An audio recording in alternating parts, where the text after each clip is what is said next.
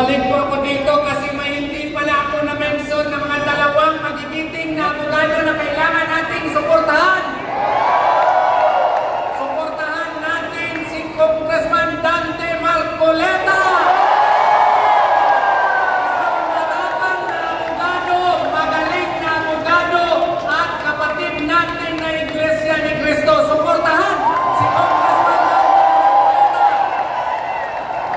Suportahan natin si Atty. Vic Rodriguez. Siya ay makatulong natin sa Senado.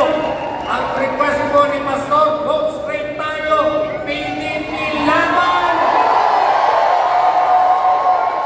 At kailangan natin silang iluklok sa Senado ngayong eleksyon. Maraming salamat po! Isa pang nakabibiging sigaw!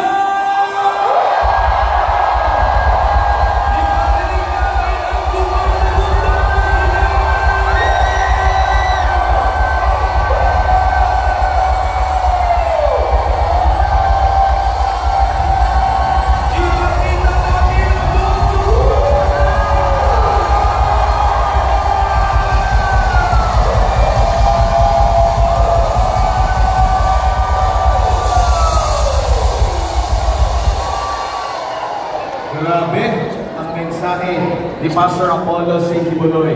Bagamat pumasok siya sa mundo ng politika, pero hindi siya politiko. Isang yan ang kailangan natin sa bansang ito, hindi yung mga mangga. Mga manggagamit, at hindi yung BBM. Budol-budol man. Nagkaroon din ng rally doon sa Norte, actually, yung hatikan ko content, in-stop ko. Alam mo, ang kanilang pag-deliver ng speech, puro po hatred. Dito ang pagtuturo ni Pastor, puro pagmamahalan. Yan ang kailangan ng bansa ito. Kasi naging sila sa ampalayan. Mga bitter. Ipakita nga natin ang numero na ating ibuboto! Number 53, ang ating senador, Pastor Apollo C. Kibuloy! Pero siyempre, kailangan din may katuwang si Pastor Apollo C. Kibuloy. At ang susunod na magbibigay sa atin ng mensahe ngayong gabing ito, walang iba, si Senador Ronald Bato Tinagosa!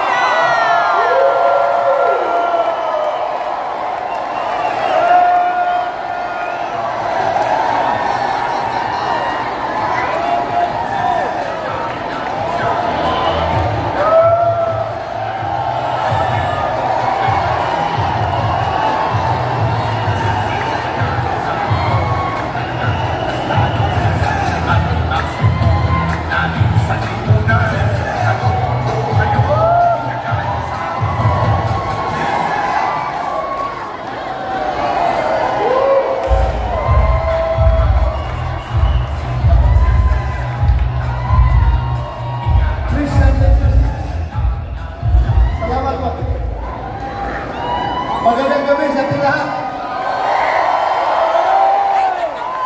Una-una, ako po ay nagpapasalamat kay Pastor Apollo C. Kibuloy at sa buong Kingdom of Jesus Christ for inviting me here sa kanyang King of Rally. Maraming salamat po. Alam po ninyo, pagkwento lang sa inyo konti. Last week, nung meron akong event na pupuntahan sa Baguio, hindi ko kinayang magmotor papuntang Baguio dahil short talaga sa oras. Ako'y nakiusap sa isang kaibigan ni Pangulong Duterte na may-ari ng helicopter.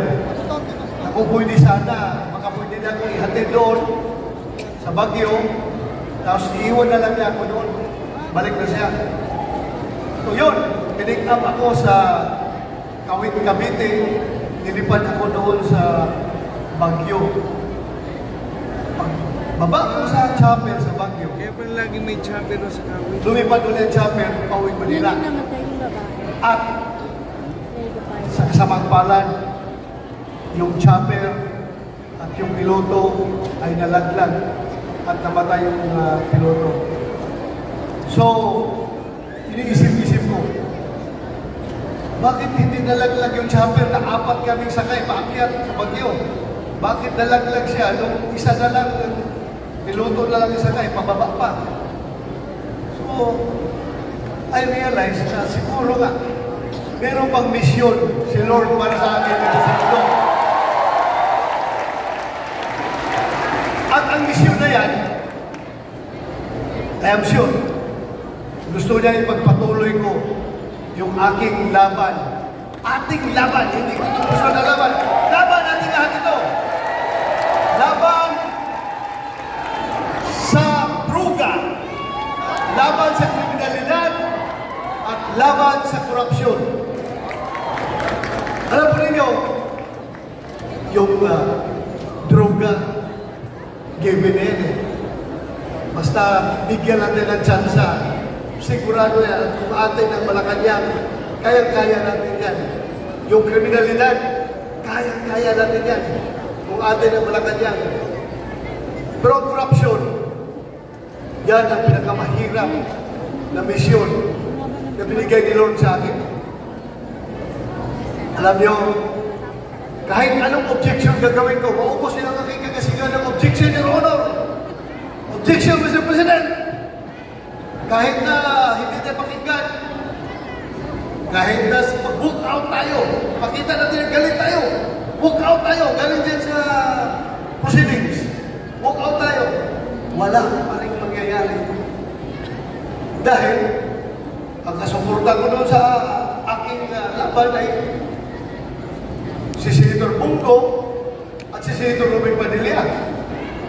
So pag magbutuhan, tatlo lang kami, talo pa rin. So useless yung aking sumigap. Ay, hindi pala actually useless, pero sayang. Hindi siya talagang hindi natin nakuha ang ating kagustuhan.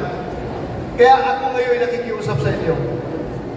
Ako sakali man, ako'y tulungan ninyo makabalik sa Senado at susurtehin na manalo. Itutuloy ko yung laban na yan. At ang laban na yan ay kayang-kaya kong gawin. Kung aside from Senator Bungo, Senator Robin Hood Padilla, idagdag po ninyo lahat itong kasama natin dito. Kung mapanalo natin yung number 10, Senator Bundok, Jimmy Bundok, Atty. Bundok, napakagaling, kapagano. Of course, Senator Bungo, Senator Jamie Hinlo, abogado na, fighter pa. Antonio Raul Lambino, yan, no question, talagang astig yan, abogado. Ito ba? Congressman Rodante Marcolita. Of course, ang ating pinakamamahal na kahit na nasa politika na siya, dahil nagpahid na siya ng kanyang kandidacy, but still, he refuses to be called a politician. He wants to be called a leader. Napakagaling politikan. Kaya ako rin, kahit na naka-one term na ako bilang senador, gagayahin ko si Pastor. I don't want to be called a politician.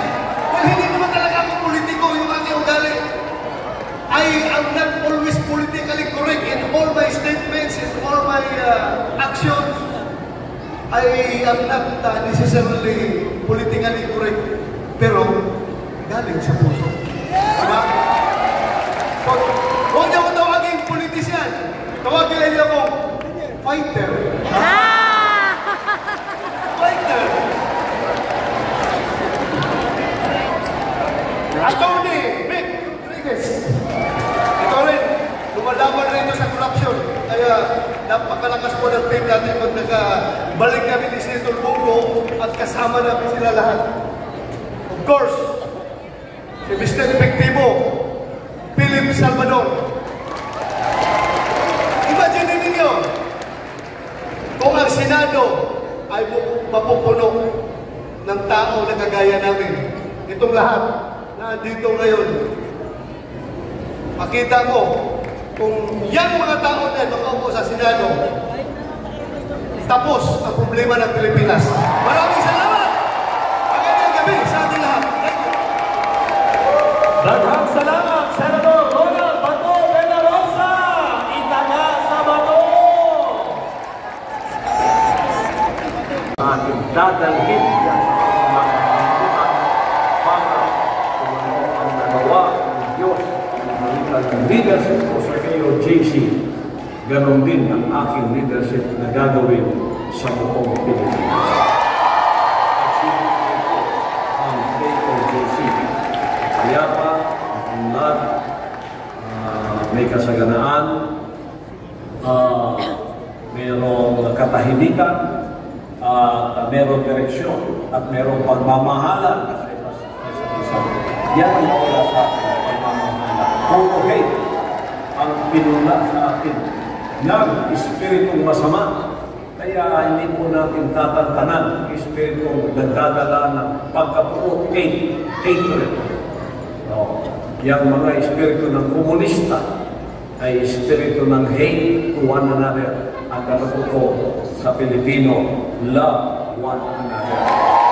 Yan ang ating ipakikita sa pamamagitan ng ating leadership. Kaya, kumalapin tayo, kasihan ko,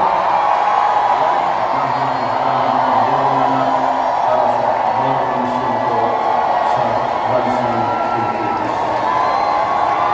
Pilihin ang dahilan naman para sa Diyos at Pilipinas natin mahal. Para kung natin sa Kristo, mahal para sa ating lahat. Sa buhay po tayo, ating pagyawan, sa ating pasimula na opisyal, papasimula ng campaign. Ngayon, gagamitin ng dahilan naman, hindi ako personal na makapunta sa mga lugar, ay kayo na ang magiging representante ko para makilala nila ang leadership ng Hirangana para sa pagkakilala. Dahil ang dakila naman, kailangan ko lahat ng pangyarihan, pangyarihan,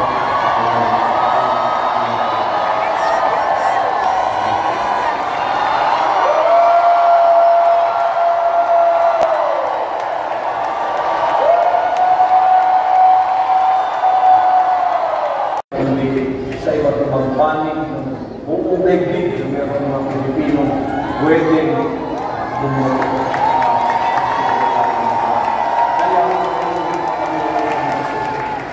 Kaya ganito sa ganun.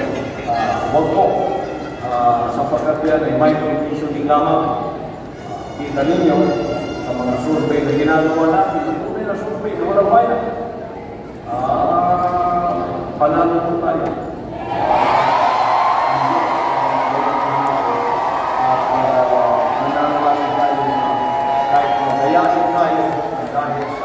Tayo ay napakalakas para sa kampanya nito ay hindi na po kaya dayain tayo.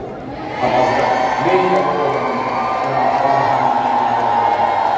so para po sa iyo kababayan, anak ng Diyos, ang Pilipinas at sa buong sanlibutan, hindi ko lang iniisip na ito isang secular political na misyon.